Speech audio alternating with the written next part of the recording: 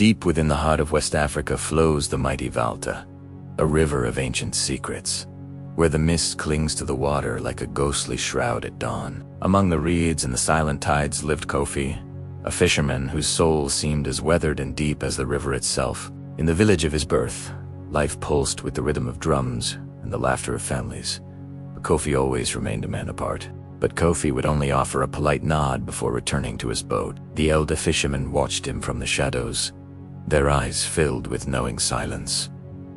One fateful afternoon, the sky turned a bruised, mango orange. The air grew heavy, and the river began to churn with a sudden, violent hunger.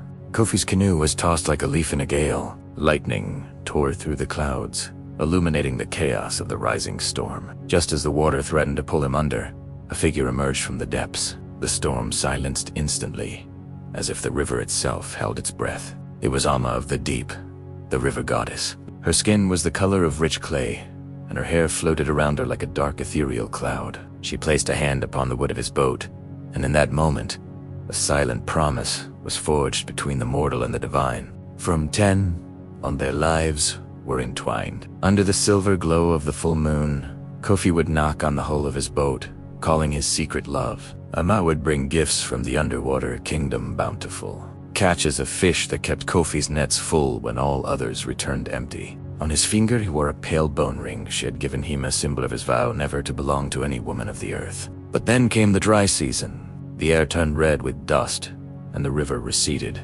leaving the earth cracked and thirsty. It was at the village water point that Kofi saw Adwoa. She was radiant, a woman of sunlight and song, her laughter filling the dry air. The bone ring felt heavy on his hand. Between the dusty path leading to a life with Adwoa and the dark depths of his promise, Kofi stood frozen. Promises made in the storm are often tested in the sun. In the silence of the river, Amma waited, while the village called him home. He did not approach her that day.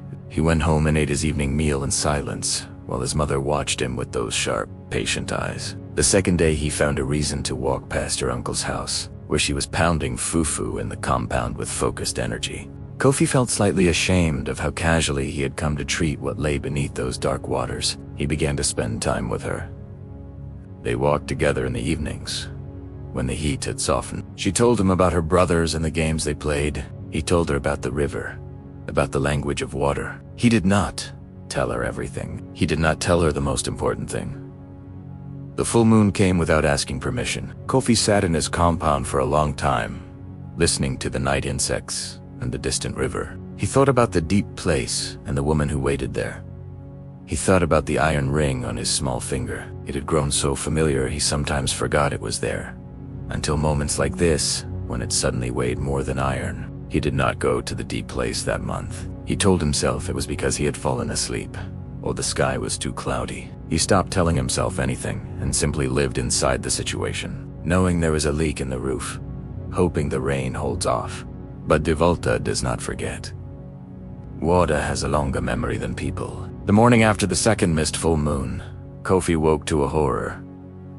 All the fish in his net were dead. They were floating belly up in a perfect, terrible arrangement that no current could have produced. The other fishermen gathered and stared, offering explanations involving bad omens. Kofi said nothing. He cleaned his net in silence. That night, he went out to the deep place. The water around his canoe moved with a cold intention that had nothing to do with wind. When Sarosa, her face held an expression he had never seen before, something between grief and thunder, the face of the river without rain. She spoke to him in that language of the chest. She had given him her protection, her gifts, her presence, and he had not come. He told her the truth. He did not pretend he had fallen asleep. He told her about Adwoa, the water pot, and the evening's walking. He told her everything in that same language of the chest, which turns out to be also the language of confession. She was quiet for a very long time. The river was so still around them that Kofi could hear his own breathing. Then she said she had always known this would come. She said that what lives in water cannot walk on land, no matter how much it might wish to. What walks on land cannot live in water, no matter what ring it wears on its finger. She said she had loved him with the full love of the deep, a love so large it is difficult for a human chest to contain. A man can love a river, but a river cannot follow a man into his compound.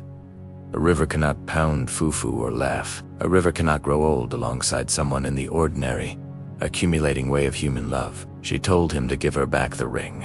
The night air over the Volta River is thick with secrets, heavy with a beauty that feels impossible. In my palm, the silver ring glows. For 3 years, this light was my guide, a gift from the depths that granted me more than any fisherman could dream of. But tonight, it ends. The river demands its secrets back. I look into the black water, feeling the weight of the arrangement we made when I was younger and hungrier.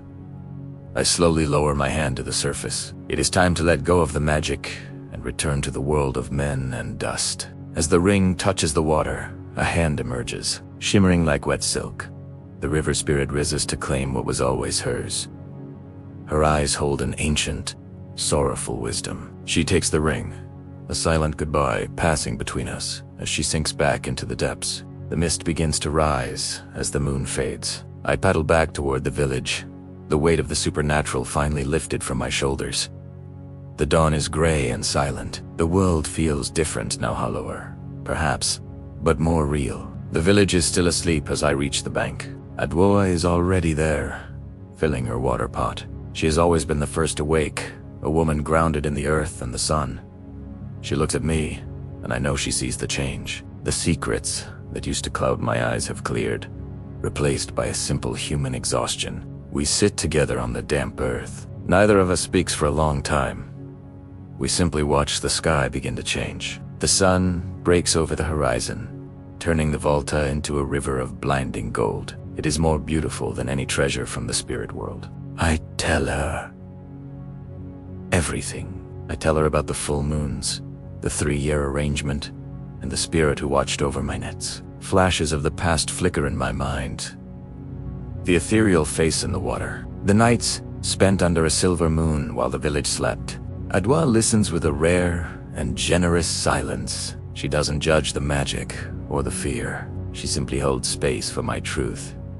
She picks up a small stone, turning it over in her fingers. Her voice is steady, grounded in the reality of the earth we walk upon. She tells me she accepts me not as a man with mystical power, but as a man who has known the deep water and returned. The dry season approaches, but the village is alive with celebration. We are wed under the watchful eyes of our ancestors and our kin. Old Mama Kasua weeps with joy, her face a map of 1,000 stories. The drums beat in rhythm with the heart of the village.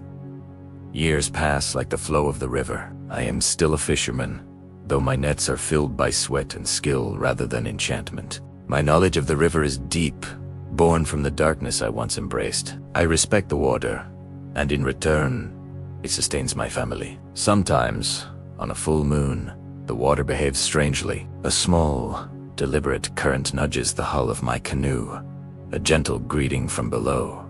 I call it a blessing from below. A reminder that though I am a man of the land now, the river still remembers our bond. I whisper a quiet thank you to the water before I cast my net one last time for the night. The silence is my only answer. The Volta flows endlessly, carrying my secrets away to the sea. It is eternal, majestic, and always, always watching. We are but brief moments in its long history, finding our way between the magic of the depths and the warmth of the shore.